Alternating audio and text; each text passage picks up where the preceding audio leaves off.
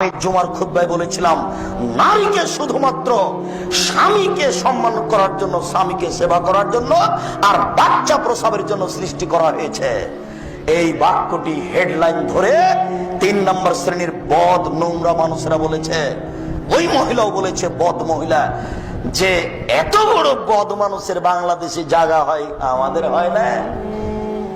তখন এই হেডলাইন লন্ডনের এক মহিলা ধরে বলছে, আমি এই বাক্যের বক্তাকে, কথককে চিনি না, তবে বাক্যটি ঠিক আছে।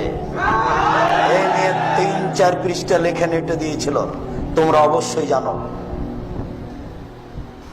আমি বলেছিলাম, মহিলাদেরকে স্বামী সেবা এবং বাচ্চা প্রসবের জন্য আল্লাহ সৃষ্টি করেছেন, অন্য কাজের জন্য নয়।